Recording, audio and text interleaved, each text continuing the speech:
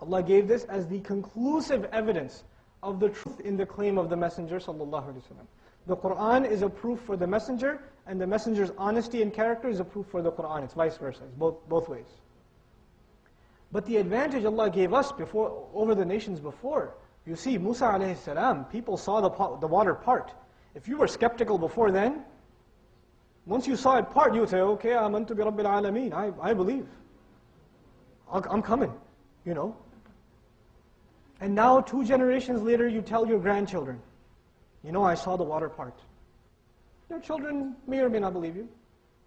And then your grandchildren tell their grandchildren, you know, my great-grandfather saw the water part. We've heard that story 10 times. What happens in Sunday school? You know, the she-camel of Allah. You know, Isa alayhi salam, the blind person. And the kids are going, yeah, I know. The people who saw it, you couldn't shake their iman after that. Right? But the people who hear about it, they say, yeah, okay. Nothing special. Allah blessed this ummah because the Qur'an was not a miracle for the eyes to see. The Qur'an is a miracle for what? The ears to hear, the eyes to read.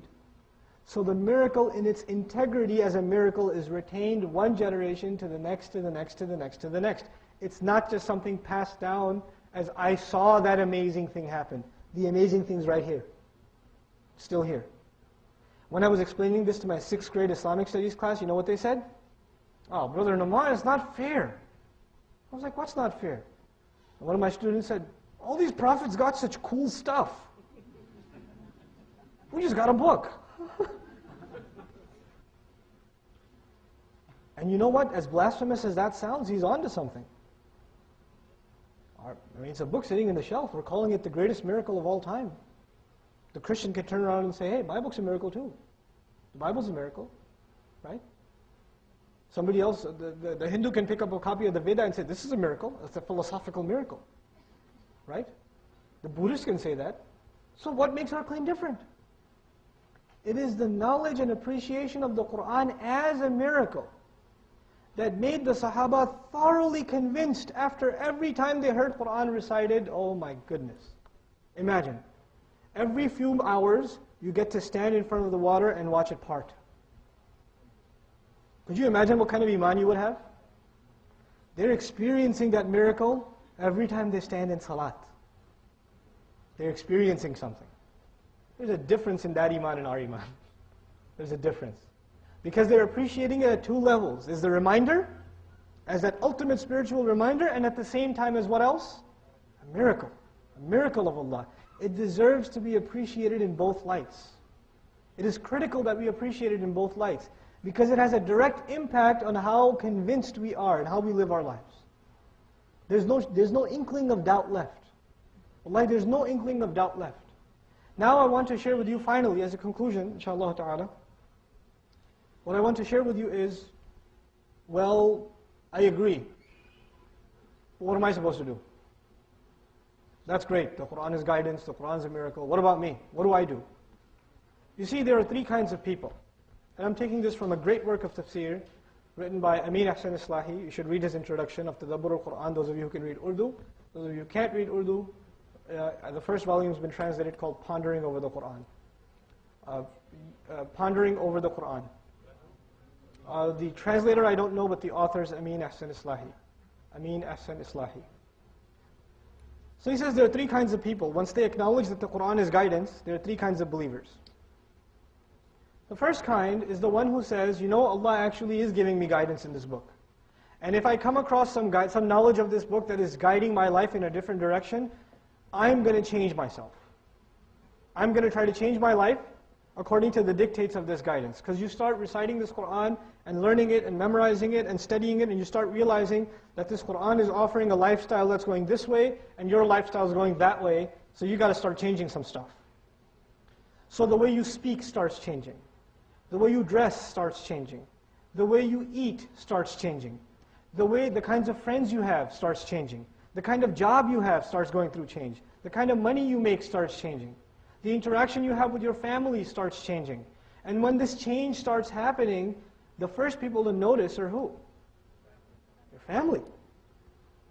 And your mother, your sister, your brother, your cousin. They come to you and you say, you're changing, man. Are you okay? I mean, we're all Muslim. You don't have to be that Muslim.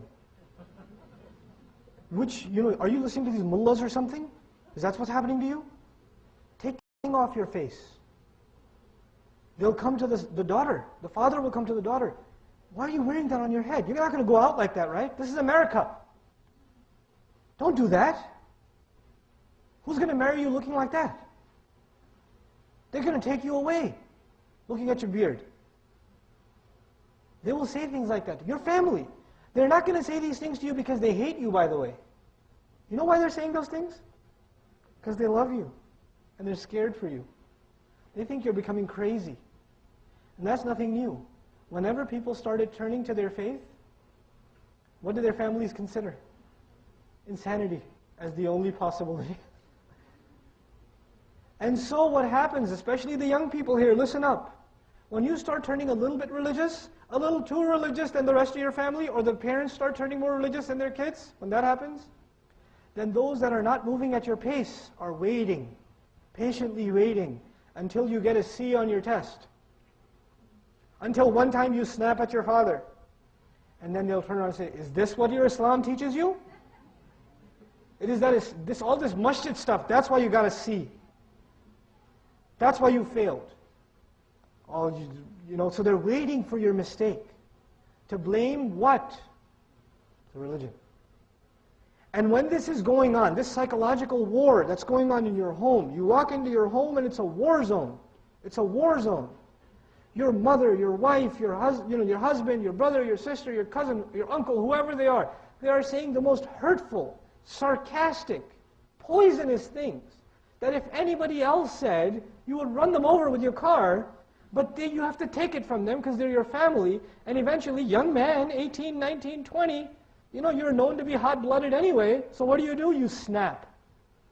You people are trying to make me follow the forefathers and the culture, and I'm trying to follow the sunnah, and you don't even have the right aqidah. Slammed the door and walked out.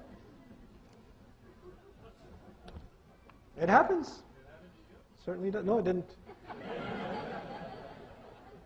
But I've seen it happen.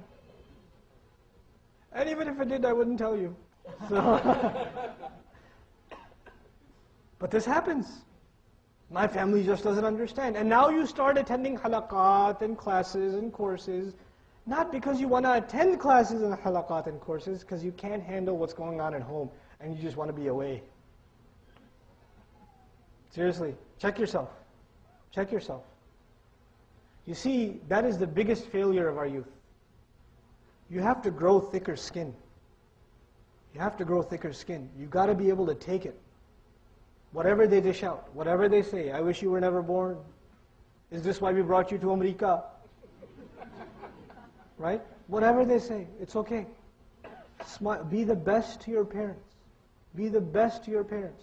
Whatever they're doing, they can't be worse off than the father of Ibrahim alayhi salam, who's manufacturing shirk products for mass distribution. And he's kicking his son, who's right, out of the house. A lot of times youth tell me, oh man, my parents just don't get it, man. They don't understand. So what if they don't get it? That's not the point. The point is, if you're holding on to this guidance, then you got to have thick skin. There are people that came before us that were buried alive because they believed. You can't take some yelling from your parents. You can't take some sarcastic comments from your uncles every Eid. Oh, we know what you were like last year. What happened this year, Maulvi Sahib? Right? They'll say that. Take it. People before us took a lot worse. Thank Allah we got it easy. Thank Allah these are not the times where believing is like holding coal. The Messenger warned us about that, right? Sallallahu Alaihi Wasallam?